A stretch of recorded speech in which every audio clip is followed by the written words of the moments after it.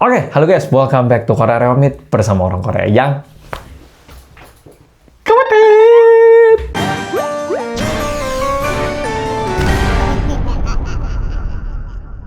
Oke, kali ini lagi-lagi aku kembali sama cerita horor yang ada hubungannya sama rumah sakit. Tapi untuk mempermudah pemahaman cerita buat polo-polo, kita bilang aja nama rumah sakitnya, Rumah Sakit Citra Medica. Oke, langsung kita mulai video hari ini. Oke, seperti yang udah aku sampaikan tadi, kita pakai rumah sakit yang sengaja namanya lumayan familiar, biar polo-polo bisa lebih ngerasakan gitu. Ini merupakan rumah sakit yang lumayan besar. Ada seorang perawat atau suster yang mulai bekerja di tempat itu. Di hari pertama kerjanya, dia itu bekerja di shift pagi, mulai pukul 7 hingga pukul 2. Perawat yang baru mulai kerja di rumah sakit ini bernama Andina. Oke, jadi Andina yang mulai kerja di rumah sakit ini di minggu pertama, di hari pertama itu masih aman-aman aja. Dia capek, sibuk, tapi nggak ada gangguan ataupun suatu hal yang bikin dia sangat stres. Tapi ceritanya mulai berlanjut di minggu kedua. Setelah 2 minggu, biasanya suster itu shiftnya nggak diganti secara cepat, tapi kebetulan Andina ini dipindahkan ke shift malam karena ada pergantian orang gitu. Jadi ada orang yang keluar gitu. Nah, Andina akhirnya mulai kerja di malam hari, sehingga shift kerjanya itu dari jam 9 malam hingga jam 7 pagi hari. Dan seperti yang polo-polo bayangkan, pekerjaan perawat di rumah sakit gimana? Kalau misalnya ada yang neken bel, sakit, didatangi, dibantu. Terus kalau ada waktunya untuk ngasihin obat ke pasien-pasien. Terus waktunya untuk periksa, ya keliling satu demi satu. Pekerjaannya kayak gitu, sama. Tapi kalau shift malam, itu biasanya cuman menunggu panggilan dari pasien. Kalau enggak, biasanya pada istirahat ya toh. Jadi di shift malam, Andina kerja, lalu di jam kosongnya, di jam 11 malam itu kan udah jamnya tidur, atau semua udah pada tidur. Andina nungguin di tempat istirahat para perawat itu. Nah, dia duduk gini. Dan jujur, Andina pun mulai agak ngantuk-ngantuk gini, karena shift malam ya ngantuk ya toh. Dia agak ngantuk-ngantuk gini. Tapi setiap 1 jam, Andina ini mendengarkan sebuah suara kayak apa ya, bunyi kasur yang bergerak kayak ngek gitu. Masalahnya, sumber suaranya ini dari sebuah kamar bernomor 8219. Dan kamar ini seharusnya kosong. Tapi suaranya itu bukan berlanjut. Kayak ada suaranya bentar, 1 jam nggak ada suara. 1 jam setelah itu ada suara lagi, ngilang lagi. Kayak suara alarm gitu loh. Kayak setiap jam itu suaranya rutin. Padahal seharusnya nggak ada orang. Jujur, Andina pun pengen tahu ya, kok kamar 8219 ini ada suaranya terus. Apa bisa jadi ada pasiennya tapi kita lupa nulis, atau di situ kebetulan ada suara sesuatu yang aku nggak tahu. Nah, pengen tahu ya toh. Andina yang mulai pengen tahu, mulai kepo ini akhirnya mulai baca-baca bukunya, kayak daftar pasien gitu, dibacain. Tapi dia nggak nemu. Nah, karena dia ini kelihatan agak kepo, perawat seniornya yang ada di sebelahnya itu bilang, "Kamu lagi nyari apa?" "Enggak, ini loh, kok kayaknya ada suara dari kamar 8219, padahal harusnya kosong. Tapi ada suaranya, kan aneh. Makanya ini aku mau ngecek, siapa tahu ada pasiennya tapi kita lupa nulis." Nah, bilang kayak gitu. Seniornya yang mendapatkan pertanyaan seperti itu, dia menjawab dengan jawaban yang lumayan singkat. "Andina, kamar 8219, kamu nggak usah khawatirkan, oke? Kamu nggak usah khawatir tentang kamar itu. Itu kamar udah kita kunci, nggak usah kamu buka, nggak usah kamu pedulikan, oke? Nggak usah kamu tanya, ini udah malam, nanti malah kamu mikirnya kemana-mana, oke? Jadi kamu nggak usah mikirkan kamar 8219. Anggap aja nggak ada apa-apa di kamar itu, oke?" Nah, seniornya bilang kayak gini, tapi namanya orang, kalau dibilang jangan cari tahu, malah pingin cari tahu ya toh. Sehingga di tengah-tengah jamnya dia patrol, jadi ada jam perawat kayak perlu cuman muter gitu. Tapi kalau nggak ada apa-apa, ya balik gitu. Di saat Andina harus muter sekali untuk ngecek, dia itu sengaja ngelewatin depan kamar 8219 untuk ngecek suaranya ada nggak gitu. Udah gitu, jamnya juga dipaskan setelah 1 jam. Dia ke sana, kedengaran suaranya. Andina toleh-toleh, ada nggak nih yang ngeliatin? Kebetulan nggak ada yang ngeliat. Pintunya coba dia ketok. Suaranya masih ada, tapi nggak ada yang buka pintu. Coba gagangnya itu dia pegang untuk digeser gini. Tapi kesannya itu kayak ringan gitu loh, kayak nggak dikunci. Andina sekali lagi toleh-toleh lagi. Coba sih. Pintunya digeser ini. Ternyata buka. dan di dalamnya itu gelap banget.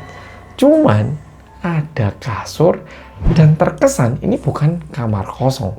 Jadi kalau kamar kosong kan seharusnya tertata rapi dan siap untuk menerima pasien ya toh. Ini enggak, ini terkesan kayak habis digunakan, agak berantakan. Andina akhirnya masuk. Dilihat gini, kok kayaknya kamarnya berantakan tapi nggak ada orang. Tapi mau tanya ada siapa, itu juga takut ya toh. Nah, Andina masuk, ternyata di ujung bagian dalam kamarnya sini ada seorang perempuan yang ngadap tembok sambil kayak ngikis temboknya gini pakai jari sambil kayak dan suara ini merupakan suara yang terdengar dari luar itu tadi. Jujur, Andina kan sekarang udah ngelihat seseorang ya toh, dan terkesan emang bukan kayak manusia, tapi siapa tahu ada pasien nyasar ya toh, sehingga Andina coba tanya, "Mbak, Bu, ada yang bisa saya bantu, Bu?" Atau mbaknya. Nah, Andina beberapa kali kayak manggilin orangnya. Dipanggil-panggil, pertama yang nggak noleh, Andina coba terus manggil kayak 7 kali.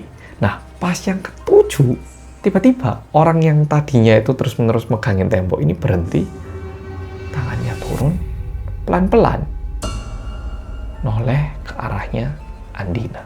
Masalahnya, waktu orangnya ini noleh,